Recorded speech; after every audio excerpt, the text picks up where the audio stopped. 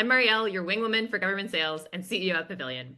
Pavilion matches public agencies with suppliers that meet their scope and compliance requirements without having to go through a new RFP or formal bid process. And today I'm here with Tammy Rimes. She's former purchasing agent for the city of San Diego and now executive director at National Cooperative Procurement Partners, or NCPP. And she's a bit of a celebrity in the cooperative contracting world. Tammy, like celebrities and pop stars out there are just a lot of rumors swirling around what is cooperative contracting. You're here to set the record straight. Misconceptions sometimes hold agencies back from using this really valuable tool. I was also a former purchasing agent and used these contracts myself. So let's clear up these misconceptions. Hit us with the first one. Drop some truth. Myth number one, this can't be legal. Well, actually, it is legal. The American Bar Association has acknowledged the legal use of cooperative purchasing. It's available and used by most political subdivisions, municipalities, public entities, and educational institutions across the U.S. and Canada.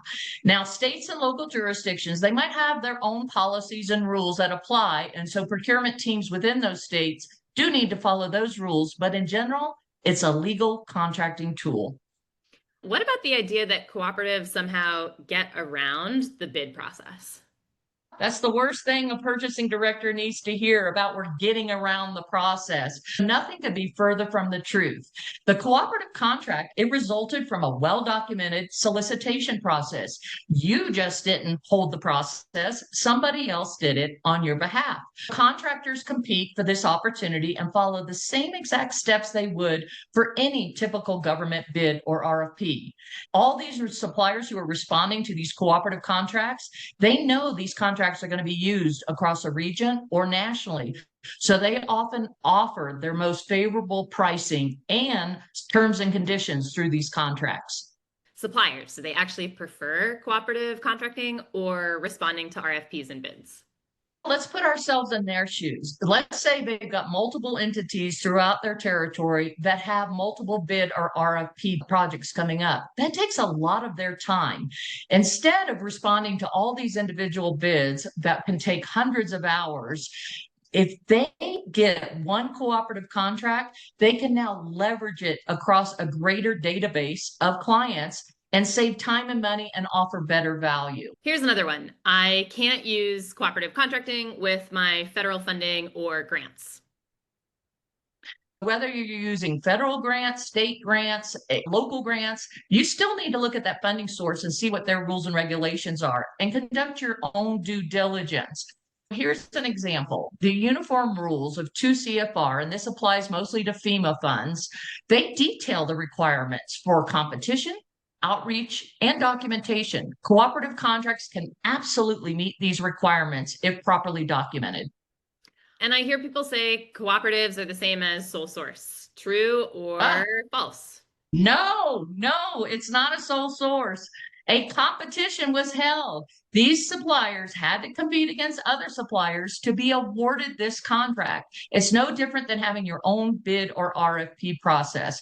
There was a documented competitive process where they had to compete, be evaluated, and ultimately be selected. Here's another one. If I choose a cooperative contract or I go that route, then my local or diverse suppliers are going to be locked out. That's a myth that needs to be busted because a lot of these cooperative contracts are awarded at a manufacturer level, but they're serviced at a dealer level. So let's take an example, John Deere. So John Deere may have the national contract, but the dealer right down the street, I am going to do business with my local dealer. In the construction realm and installation services, most of the time they use local contractors who live right in their community. So the work is diversified within that cooperative contract.